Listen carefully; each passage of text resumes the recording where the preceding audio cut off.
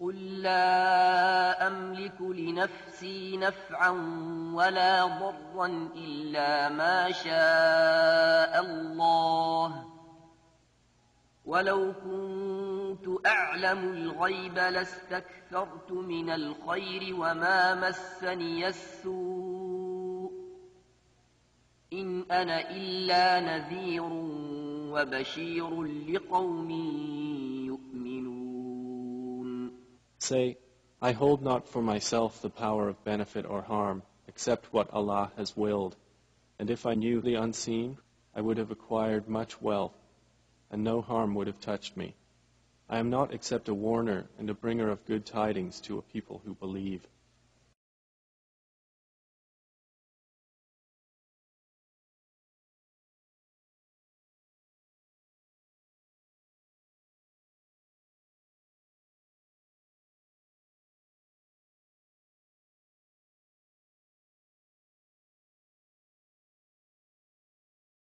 حضرت زکریا صاحب کہتے ہیں کہ شیخ ابو یزید قرطبی فرماتے ہیں کہ میں نے یہ سنا اس لفظ کے اوپر توجہ چاہوں گا، میں نے یہ سنا کہ جو شخص 70,000 مرتبہ لا الہ الا اللہ پڑھے اس کو دوزخ کی آگ سے نجات ملے. اب سوال یہ پیدا ہوتا ہے انہوں نے کہاں سے سنا؟ کس نے کہا؟ اللہ نے کہا؟ ہرگز نہیں. رسول نے کہا؟ ہرگز نہیں. دعویٰ کہیں نہیں. پورے احادیث کے ذخیرے پلٹ کے ڈالیے، ضعیف سے ضعیف حدیثیں بھی پلٹ ڈالیے، گڑھی سے گڑھی روایتیں بھی پلٹ ڈالیے. ہم صحیح کی بات نہیں کرتے، حسن اور مقبول کی بھی بات نہیں کرتے. ہم کہتے ہیں تم اس بات کے اوپر کوئی گڑھی ہوئی روایت بھی پیش کر دو. ہرگز نہیں موجود ہے، ہرگز نہیں موجود ہے. آئیے آگے بڑھتے ہیں. یہ ذہن میں رکھیے. سنا، میں نے یہ خبر سن کر ایک نصاب یعنی 70,000 کی تعداد اپنی بیوی کے لیے بھی پڑھا، اپنے لیے بھی پڑھا. اور 70,000 جو ایک نصاب ہوتا ہے، جیسے 100 کلو کا ایک کنٹل ہوتا ہے، ایسے ہی 70,000 کا ایک نصاب ہوتا ہے. سمجھا کریں، اس لیے سمجھا رہا ہوں تاکہ کچھ لوگ کہیں گے نصاب کیا ہے. نصاب یہی ہے، جیسے 100 کلو کا ایک کنٹل کہتے ہو آپ، اسی طرح سے 70,000 کو ایک نصاب کہتے ہیں. تو کہتے ہیں ہم نے اپنے بیوی کے نام کے بھی 70,000 کلمے پڑھ ڈالے، اپنا بھی پڑھ کے بینک بیلنس کر لیا اور بیوی کا بھی ایڈوانس بکنگ کر دیا.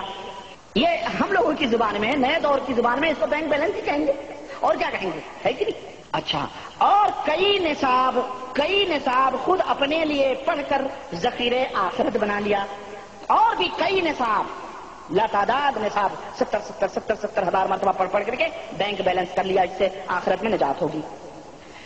ہمارے پاس ایک نوجوان رہتا تھا جس کے متعلق یہ مشہور تھا کہ یہ صاحب کشف ہے.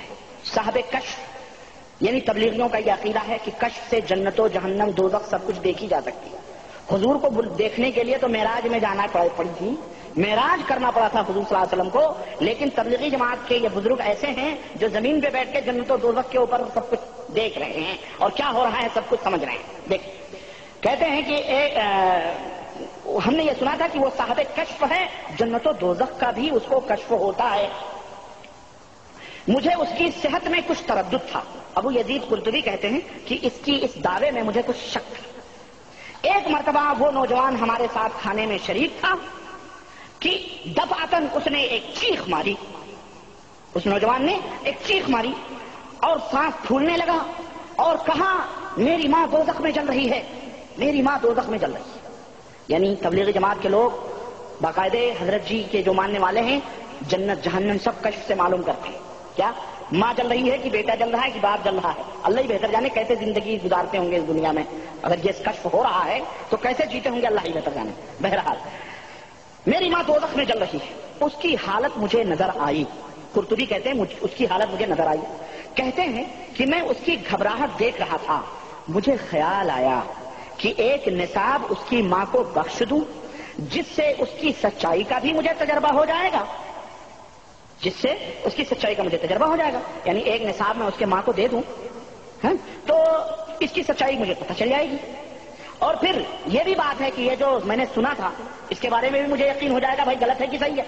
تو بھائی میرے کوئی نبی کی بات اگر ہوتی تو کوئی آدمی تجربہ کر کے دیکھے گا. یہ نبی کی بات کے اوپر تو بغیر دیکھے بھالے آدمی کو ایمان اور یقین رکھنا ہے. اس کا مطلب یہ ہے کہ نبی کی بات نہیں تھی، کہیں سے انہوں نے سنا تھا، جیسا انہوں نے کہا ہے کہ میں نے سنا تھا. بہرحال اس کی تجربہ ہو جائے گا. چنانچہ میں نے ایک نصاب 70,000 کا ان نصابوں میں سے جو اپنے لیے پڑھے تھے اس کی ماں کو بخش دیا. میں نے اپنے دل میں، ذرا غور کیجیے گا ان لفظوں پر جو ابو یزید قرطبی کہہ رہے ہیں، میں نے اپنے دل میں چپکے ہی سے بخشا تھا اور میرے اس پڑھنے کی خبر بھی اللہ کے سوا کسی کو نہ تھی. تاکید در تاکید، یعنی میرے اور اللہ کے درمیان یہ چیز تھی. میں نے اپنے دل میں ایسی سوچا، کہہ دیا چلو اس کی ماں کو دے دیا 70,000. اپنے خبر بھی اللہ کے سوا کسی کو نہ تھی. مگر وہ نوجوان جیسے ہی میں نے اس کو بخشا اس کی ماں کو، فوراً کہنے لگا کہ چچا میاں میری ماں دوزخ کے عذاب سے ہٹا دی گئی. کیا ثابت ہوا بتائیں آپ؟ یہ میرا جرم ہے جو میں کھول رہا ہوں، یہ میری غلطی ہے، یہ میری خطا ہے. یہ قرآن کے خلاف سراسر عقیدہ ہے کہ نہیں ہے؟ ابھی جو اللہ تبارک تعالیٰ نے اپنے نبی کی زبان سے کہلوایا یہ اس کے خلاف ہے کہ نہیں ہے؟ یہ کہ تم غیب نہیں جانتے. اور یہاں غیب کی بات نہیں ہے، یہاں تو دل کے وسوسوں اور خیالات تک کے اوپر وہ نوجوان واقف ہو رہا ہے. ابو زید قرطبی چپکے سے نصاب مقرر کر رہے ہیں، دے رہے ہیں اس کو، اس کی ماں کو. سب سے بڑا جھوٹ، سراسر جھوٹ. کس کی ماں جہنم میں، کس کی ماں جنت میں؟ اور ابھی اس کے فیصلے بھی نہیں ہوئے کہاں جہنم میں کون لے جا رہا ہے. ابھی تک جنت اور جہنم میں کوئی نہیں گیا ہے. سب کے عذاب دکھائے جاتے ہیں، یہ اور بات ہے. لیکن کسی کو جہنم میں ڈالا گیا اور کسی کو جنت میں ڈالا گیا، یہ کب ہوگا بھائی؟ قیامت کے دن ہوگا، حشر و نشر، سوال و جواب کے بعد ہو. اس کے پہلے اس کی ماں دوڑ گئی جہنم میں. اتنی بڑی مجرمہ دی ہے، ابو جہل اور ابو طالب سے بھی بڑی مجرمہ دی ہے. اور دوسری چیز ماشاءاللہ حضرت اپنے دل میں سوچیں، نوجوان کو خبر ہو، سب کچھ اس کو پتا ہو رہا ہے. یہ علم، یہ خیال اور یہ عقیدہ کافروں کا ہو سکتا ہے، کسی قرآن اور سنت کے اوپر عقیدہ رکھنے والوں کا نہیں ہو سکتا ہے. جو یہ عقیدہ رکھتے ہیں کہ غیب کا علم صرف اللہ وحدہ لا شریک کو ہے کہ نہیں ہے، یہ مشرکوں کا، فاسقوں کا ہو سکتا ہے. حضرت زکریا صاحب اس واقعے کو بیان کر کے کیا کہنا چاہتے ہیں، کیا بتلانا چاہتے ہیں فضائل ذکر میں؟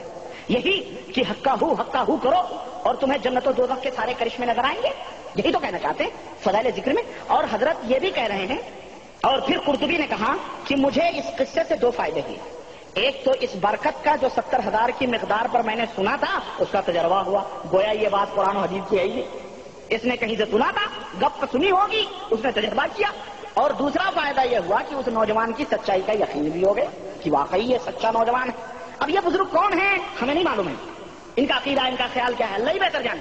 کہنے کا مطلب یہ ہے لکھنے والے نے اس واقعے کو اگر اس لیے لکھا ہوتا جس لیے میں کہہ رہا ہوں کہ ان کی تردید کرنے کے لیے کہ یہ جھوٹ واقعہ تو بات سچی تھی، لیکن لکھنے والے نے یہ نہیں لکھا. لکھنے والے نے کہا یہ ایک واقعہ ہے، اس قسم کے نامعلوم کتنے واقعات اس امت کے افراد میں پائے جاتے ہیں، نعوذ باللہ.